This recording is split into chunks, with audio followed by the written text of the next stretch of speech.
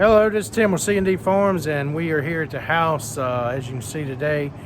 And throughout this video I'm going to have a few little sections. I'm going to kind of talk a little bit about it, and then I'm just going to show some stuff that I've done. I made a video for our personal files, and this is in case something happens on recommendation from the contractor. We're getting ready for sheetrock, so we just got through part of the rough-in inspection, and they're going to do the spray foam hopefully this week, and then sheetrock will come.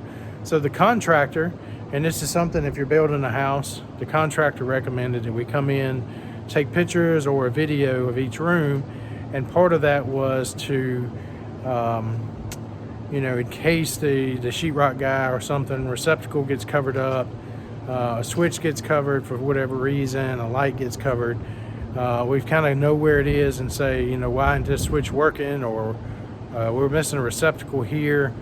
Then we've gotten proof to show that we, you know, here we found it. So that's kind of what this video is.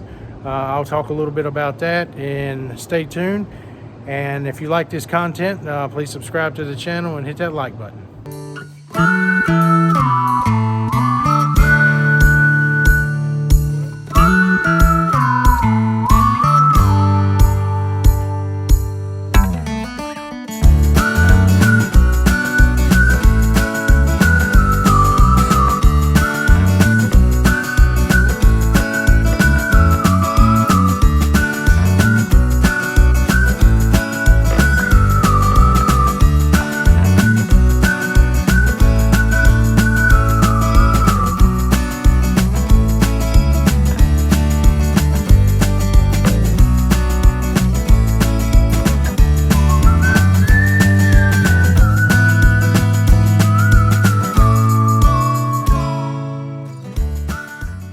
Hey, welcome back to C&D Farms, and it's kind of the afternoon. I just got off of work.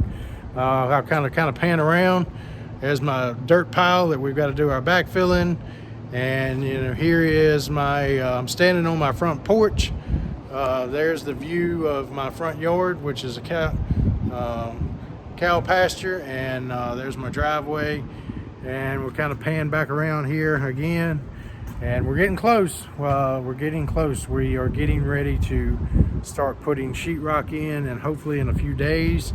Here's my front door, which is not in yet. So if you're trying to build a house in 2022, later part of 2021, 2022, then you're going to be waiting on something. We still have got a window that hadn't come in yet. You know, that was over 10 weeks out, but today we're just going to kind of, we went through the house. I made a video, and I'm going to kind of put some of those parts in of where we kind of went around the house in each room and kind of documented before we put sheetrock up, before they put the spray foam in, to have in our archives for, you know, later. So we may do some additional we may add something in the future, and we can always go back and maybe look and say, you know, where's that wire, where's the plumbing at for this particular room.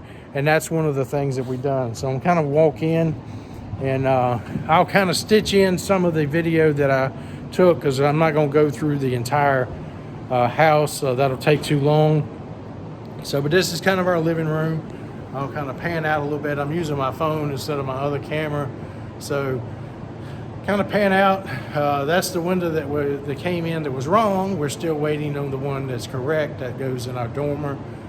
So that one will go back, and then we're waiting on the new one. So 10 weeks, over 10 weeks waiting on that window. So just kind of give a day. I'll give a time frame of when this video was shot for future reference for our records and, you know, whatnot. Is today is the 2/22/22. So this is kind of a unique. We'll be able to say we can have all the same numbers again in what, 10 years. Anyway, that is kind of our that goes out to our patio.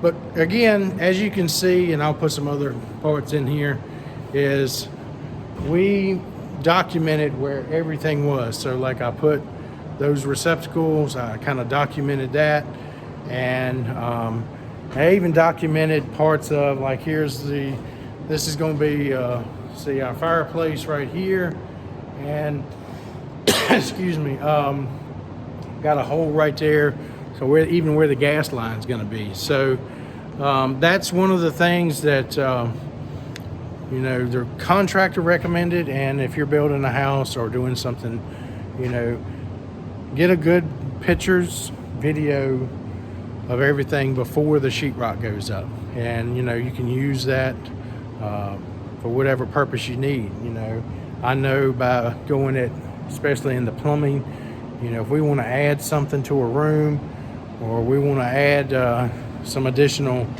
receptacles, whatever it may be, you say, well, where's the wires, where's stuff like that. So kind of go through one of the things, you can see the orange paint on these walls. One of the things we're going to do is we're spray foaming all the exterior walls. The interior walls that are next to the bedroom and around bathrooms are going to get just regular batten type insulation. So that's more of a soundproofing type thing, but it's not going to be in walls that are not like the kitchen wall here is not going to have it. But this wall on this direction goes to a bedroom, and this is the room I'm in, is kind of the big family room. So, you know, noise here, if somebody wants to go sleep, they've got a, you know, kind of a private, you know, kind of a little bit of you know, a little bit of privacy, and a little bit of kind of keep it quiet so they can sleep. So anyway, let me get kind of walking out into our garage area. And, you know, even the garage area, which, you know, is pretty basic. It's not going to get, this is a non-heated space. You know, I still documented it is going to be covered with sheetrock, and this wall right here has got to be covered with sheetrock, even though it's got OSB, because of the flame, and make sure it's got a fire rating. So that's one of the things I wanted to kind of point out. I know it's been a while since we've done a video. I'm recovering, actually got COVID. I'm recovering from that several weeks ago. No long-term effects of that, so pretty decent. It wasn't about 3 days. So for people that have had it, you know, some last longer, some, you know, real short. Daughter got it and knocked her down about a day, and then the rest of it was fine. So anyway, we're kind of coming along. Hope to have some more stuff with the house. I actually done a video on the low voltage, and I went to go edit it, and something happened to my SD card. It was corrupt, so none of that video was put in place.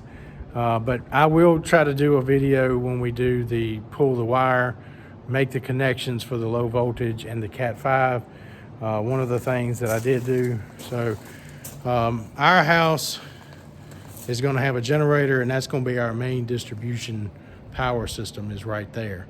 So all of our power is going to come in there. We'll have a 20 kW generator sitting out there close, because we are in an area that if we lose power, it's going to be days and days and days. It could be, and historically it has been, it could be days before power gets out, before they get it restored. Well, if you've watched our channel and you know what we're planning on doing to be more self-sustaining, we're planning on doing a lot of gardening. We're going to do some canning, but we're also going to do our own meats. So I hope to have a couple of freezers full, and, you know, soon, you know, after we get up here. Well, I can't have all of that being spoiled because I'm waiting on power, or we lose power due to an ice storm for 3 and 4 days. And it has been historically, people in this area have lost power for weeks. Now, I'm not saying anything bad about our power company. They do an outstanding job. I'm just being realistic. I live in a very rural part of our county, and we're one of the last people, 1 or 2 houses on this line, and the areas that have more residents are going to get priority over 3 houses that are on this line. So large ice storms that affect large areas, it's going to take a while. Nothing bad against the power company. I think they're great. It's just, I'm being realistic. And that's a lot of money, a lot of time invested into filling those freezers. And so we're going to put that generator in there as our insurance policy. So that's all I've got for this video. Like I say, if you've got a new construction house or you're building something, you know, do a video. Take a video of the inside, have that for documentation later. I'm going to have several different videos just for us as our progression goes along, mainly because I want to have it in case something ever happens. We don't ever want anything to happen. We're not planning for that. But, you know, as a emergency manager and the stuff I do, you plan for what could happen. And that's all documentation for, you know, when you've got to do insurance claims, if you ever have to do anything dealing with FEMA, any of that, that's all documentation that you can go back to. And today, you know, everything's pretty much can be stored on a cloud drive. You can keep it forever. And, you know, we post parts of this. I'm doing it for YouTube. I've done this channel mainly for documentation of our journey and kind of put it out and got subscribers. But that, you know, originally wasn't the intent. It was for when my daughters get older, you know, they can just come back and look at our journey. You know, YouTube's a great place to store it. And I guess as long as they're going to be there, you know, I can always go back and look at it. So it's a kind of a historic thing for me. You know, people do it for different reasons. I've kind of got into this YouTube and want to do it. I wish I could do more posts. They tell me to, you know, you need to be posting every week. But right now, with my work schedule and stuff, that's just not as practical as you know, I can't do it like other people. But I'm not also looking at this right now as an income. I'm looking at it as a hobby. But you can always help the channel out, and I appreciate that, and I appreciate your comments.